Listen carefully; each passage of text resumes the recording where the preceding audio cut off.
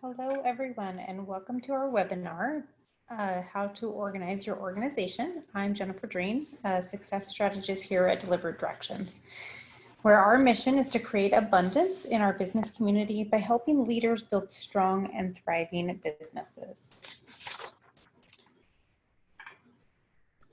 So over our time together, we'll be discussing some simple strategies you can use to hit the refresh button on your business organization so that you can move forward in a more productive, efficient, and effective manner. Mostly, this means taking the time to revisit and refine certain aspects of your workplace culture and environment so that you're always operating at top capacity. Let's get started. First off, let's talk about your mission statement. Take a moment. Can you tell me your organization's mission statement off the top of your head? Can you at least paraphrase it? A lot of people I work with have no idea what their company's mission statement is, or if they even have one. This is because companies usually create a mission statement when they first establish themselves, because it's something you're supposed to do, and then they completely forget about it. Don't be that company. Make it a point to locate your mission statement and update it to fit your current goals and accomplishments. I would even encourage you to take a next step and have competitions between you and your team on who can memorize it and repeat it at team meetings. Your company culture should relate to your mission statement, but it's also a reflection of your employees, company values, and any initiatives you take seriously within your workplace. When reorganizing the larger umbrella aspects of your company, you need to take a look at your company culture and get a reading on what your employees perceive that culture to be. Depending on the size of your organization, you could hold a meeting, send out a survey, or ask people to contribute their thoughts anonymously. Whatever information you get in return can help you gain better insight into the positive and negative elements within your organization that could either be highlighted or addressed. If you don't have a survey and would like a copy, we do have an engaging growth survey available, and you're welcome to email me at jennifer@deliberateDirections.com, and I can get you a copy of that to you and your team.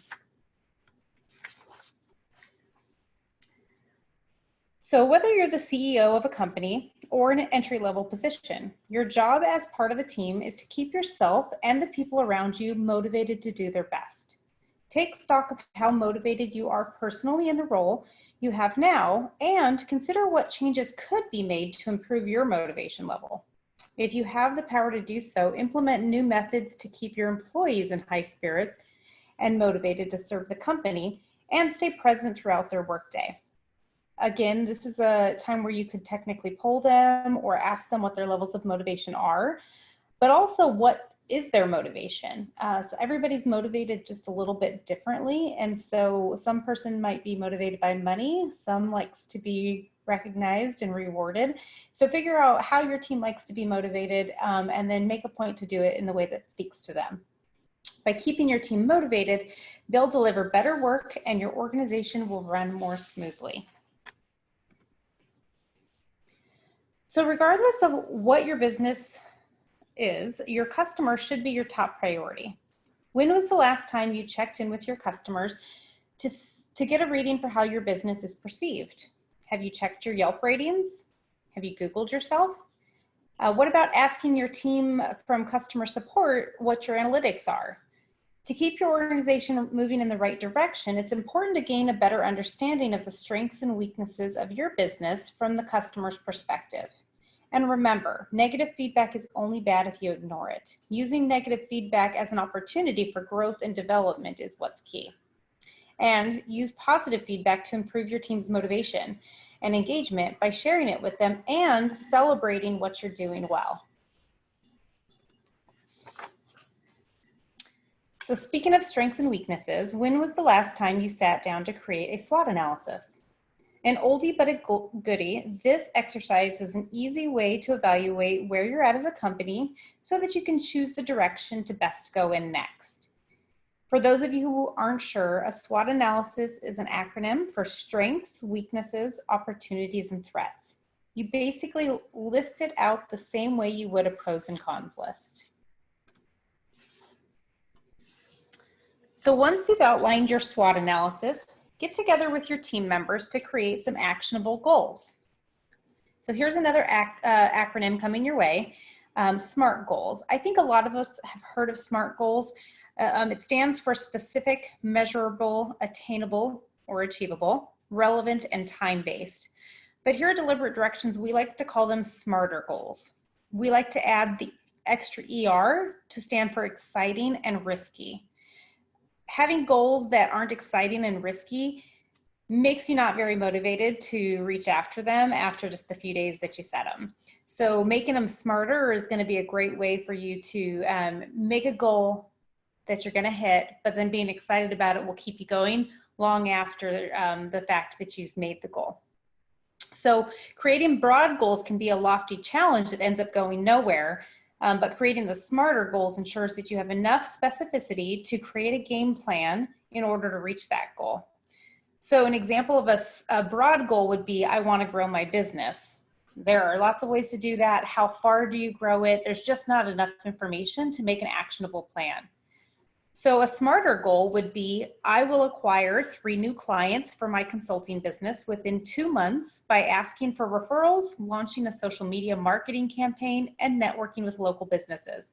This will allow me to grow business and increase my revenue, which will lead to me personally making more money so that I can take that big family trip I've been wanting to take for years. So as you can see, there was a much bigger why I wanted that goal of growth versus just growing for the sake of growing, which means I am really excited to hit that goal. And it was a little bit of a stretch for me, so it's a risky goal. All right, so if you're in the type of business that works directly with your consumer, you likely are always looking for ways to market yourself. Instead of repeating throughout the year that your team should really create some buzz on social media, take the time now to brainstorm and outline some campaigns that you'll set up ahead of time and roll out when you need them. So one of the first things that my private practice did when quarantine and everything occurred and the CDC basically shut us down for routine care was to reevaluate our marketing plan to make sure that our message and our call to actions were geared towards, not towards routine exams and glasses, which I couldn't offer at the time, but towards contact lens sales, urgent care, and telehealth. Then I sat down and created the social media posts and scheduled them for an entire month ahead. So I feel more on top of my marketing than I ever have, just because of taking the time to sit down and evaluate it and switch it up. But I also know that if something gets a little crazy, I'm going to be able to have that little bit of a leeway to put something out there again because I've planned ahead. Okay, tying up loose ends, particularly legal ones. If it's been a while since you kind of looked at all your different legal documents, it can be a little bit overwhelming. So things in this category would be permits, taxes, any forms that are required, IDs, licenses. As a healthcare professional, updating my license to practice, continuing education, things like that are all included in this for me, credentialing with insurance companies and such. So unfortunately, when we all get super busy in our businesses, many companies will continually put off tying up these loose ends. And if you're serious about getting your organization organized, take the time to update your files and paperwork so that you don't have that weight looming over you. So for example, did you file doing business as for your business name? Did you get your tax ID number? Are your licenses and permits up to date and in order? Did you make the changes to your corporation or your LLC and you still need to file the articles of amendment with the state? Those are all really good examples of loose ends, legal loose ends that you need to tie up. So every day, a new technology becomes available to the public. When was the last time you took time to research what's out there for your industry? Technology is here to help make your workday less stressful. Whether it's data computing software to cut down on time, chat services to cut down on emails, or updates to programs that are updated. Take advantage of the time now while we're a little bit slow and get yourself organized. Oh, one of my favorites, going paperless. So this has been a personal mission at my private practice, where we've been working on cutting down all the clutter of paper that comes with the medical field. So studies have found that the average person wastes over 4 hours per week searching for papers. If your office is still using filing cabinets, it's time to upgrade. Go through your drawers and cabinets and shred anything that's out of date or no longer relevant to your business. Anything you want to keep, scan it into the cloud and throw out the hard copy. Not only will this save you physical office space, but you'll be able to find what you need quickly and organized because it's in a searchable database.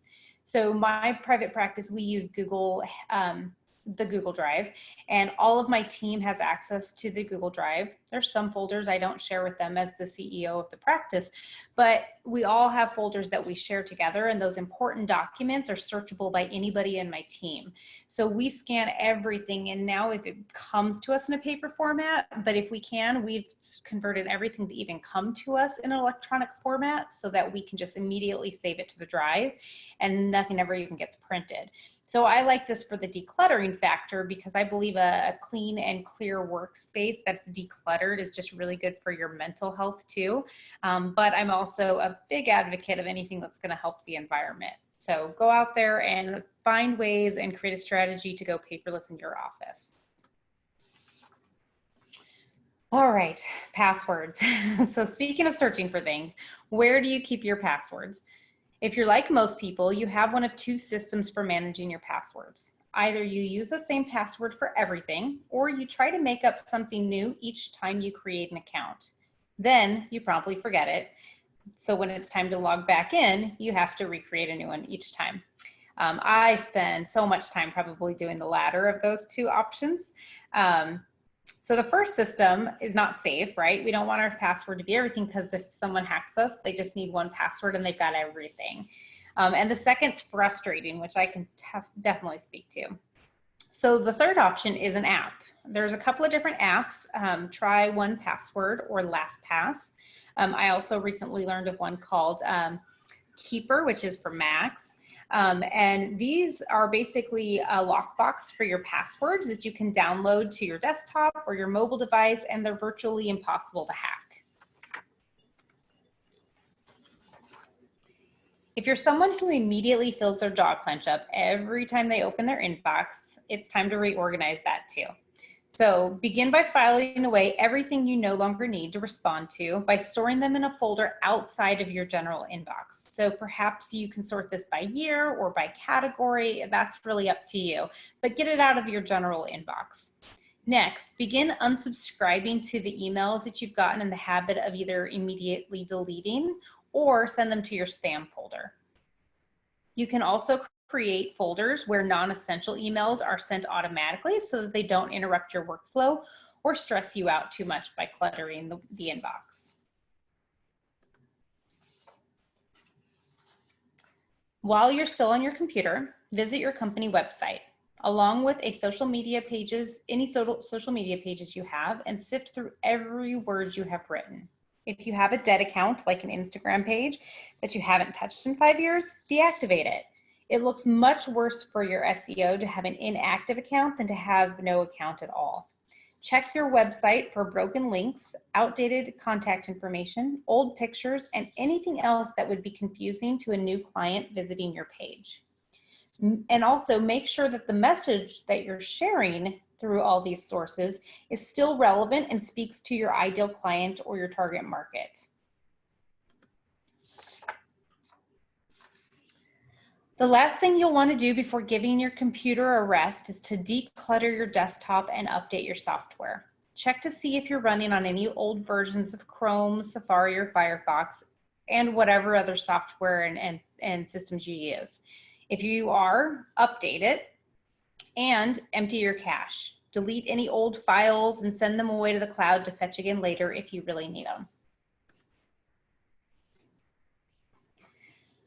Now let's move on to the actual setup of your office. If you're in a communal office setting, consider sprucing things up a bit.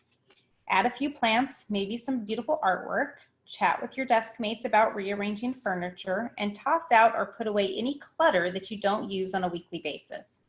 If you have a personal office, create a better flow of energy by possibly bringing in some feng shui to the room. And then also ditch any unnecessary clutter and bring some new elements into your space that make you feel happy and present. Like technology, the gadgets and tools we have at our disposal to work more efficiently, comfortably, and ergonomically are always evolving. By taking the time to update the tools you use on a daily basis, you're considering what might make your life easier. Do you come home every day nursing a strained neck? Maybe you need a better office chair, or at least some sort of adjustment to your computer so that the top of your screen is at the same level as your eyebrows. Are you constantly sifting through a dozen open windows on your desktop? Adding a second monitor or computer screen could help you stay on track. Do your eyes feel itchy, dry after 8 hours of staring at a computer screen? Well, see your eye care provider and make sure your eyewear is up to date. Maybe not right now, since nobody's quite open for that type of routine care. But also ask your doctor about adding blue light technology to your lens or possibly treating some dry eye syndrome with other topical treatments.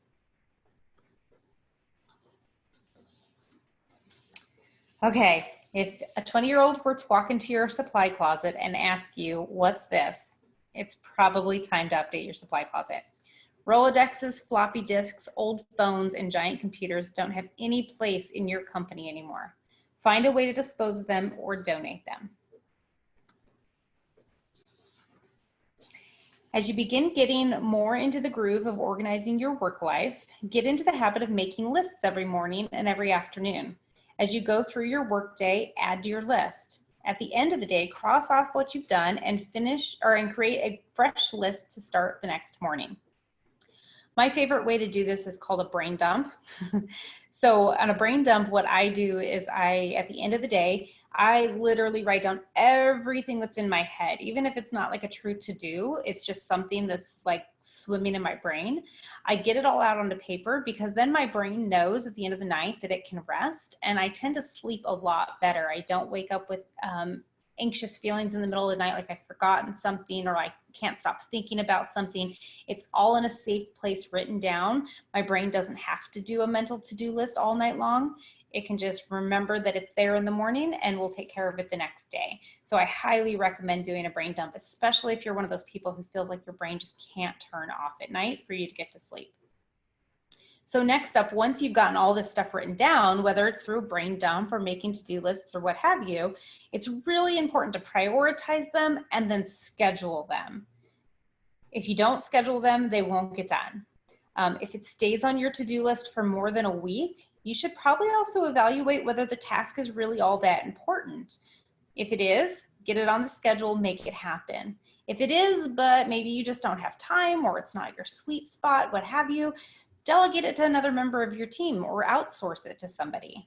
Or my favorite is just eliminate it. Once in a while, especially as the visionary of my practice, I'm the person who's coming up with ideas and everything, but once in a while I just see these little shiny squirrels that make me get distracted, and I think I really need to do them or implement them or what have you. I write them down on my list to do later, but then when I look at them again later and they haven't been done, I'm like, yeah, that does not fit my mission. It doesn't fit my core values. That was definitely a distractor. Let's just get it off the plate. If it's important, it'll come back up later to you, right? Okay, we're nearing the end of our time together and we've covered a lot of information. If you're feeling overwhelmed, know that it's okay to feel overwhelmed. Remember this, you won't be able to complete all the tasks on your own. You're likely gonna need help by either delegating or outsourcing things. And this is really important to help us manage our personal energy. So when we talk to clients about managing personal energy, I like to remind them that it's important to always schedule time for your personal health and your enjoyment first, before you add in all the things that you have to do. And remember that when you're scheduling time for that personal energy comes in 4 dimensions. There's the mental component. This would be like, are you reading books that help you learn and grow as a person? The second would be physical, so exercise, right? But this could also be stretching and anything that helps you move your body and take care of your physical space. It's also eating well, drinking lots of water, things like that. There's also emotional dimension. The emotional dimension is talking to friends, connecting with other people, maybe seeking out some mental health counseling and things like that. And then spiritual. So regardless of what this looks like to you, it could be meditation, it could be prayer, whatever way that keeps you so spiritually connected, that's really important. And make sure make sure you get it on your schedule every week, because that's going to keep your energy levels super high and you'll be very productive. So as we talked about, there was a lot of stuff we talked about today, but I want you to commit to just one action. So if you read or go back over all the things that we talked about today, there was about 19 or 20 different suggestions that have been made. But if you even just pick and implement one thing, you're going to have won the day. So just look for that one thing. All right. And something that I recommend to all my clients is to build time into their schedule to catch up on organizational activities so you can stay organized. After a bulk of the heavy lifting is done, try making a time every hour or an hour every Friday, or maybe it's 2 hours every other Monday, to check up on how your tasks are, your goals are coming along, and spend time keeping up with them. So if you have any questions about any of the things that we talked about today, I've got references for some of the sites that we've used to come up with some of this, but a lot of it is just based off of things that we do in our coaching practice here at Deliberate Directions. But you are definitely welcome to email me at jennifer@deliberatedirections.com, and I can get you a list of the references for any of the material here that we covered today. All right, so that is all there is. Thank you so much. I want to open it up a little bit to some questions. We had a couple questions come in ahead of time. Somebody asked me what system of keeping track do I use. We talked a lot about the brain dump. I actually schedule time every Sunday to sit down and do my brain dump. And then the brain dump is then prioritized and scheduled into my next week. And if at the end of the week it doesn't make it, it's still there. Like I said, I reevaluate if it's really that important to me. And if it is, I either make it on the next week or I eliminate it or delegate it. I also, during the week, each night we'll do another little mini brain dump to make sure that I keep my brain calm before bedtime. But also even in the middle of the day, if I have something that pops into my brain and it seems really important at the time, I just write it down right away onto my notes section of my full focus planner, which is like a Michael Hyatt agenda planner type of calendar. And I just write it down on there. So that way I get it out of my brain again. And then I look to see if it needs to be scheduled or if I just need to add it to my next week's schedule. So that's kind of what I do. I also then, once it's made it to my schedule, I actually will put it into my Google Calendar, because my staff all has my Google Calendar. So that way I know where I'm supposed to be, but also my staff knows where I'm supposed to be. They can also add appointments to my schedule for things during specific time slots that are available for the types of appointments they would need to schedule, like for patients or clients or things like that. So that's what I do. But there's lots of ways, and really our most important tip that we could tell you is whatever system works for you that you're consistent with and that you see, that's the system that's the best for you. So there isn't one right way to do it. It's just a matter of, are you going to be consistent with it? If it is, then it's the right system. Okay, so we've made it to our time, to the end of our time together, and I'm happy to have had the opportunity to spend this time with you. And I sincerely hope that you've gotten some helpful information about ways to improve the efficiency and effectiveness of your company. If you have any questions that we didn't get a chance to address along the way, please share by emailing me at jennifer@deliberatedirections.com, and I'll get those answered as fast as I can. Also, please let me know, if you don't mind sending me an email, and let me know what your biggest takeaway from today's information was. That'll help me coach others further along the road and how to fine tune this message a little bit better. For additional one-on-one help or complimentary strategy session with me, please email me at jennifer@deliberatedirections.com. And I hope you all stay safe and healthy with a positive growth mindset going forward. Thank you so much.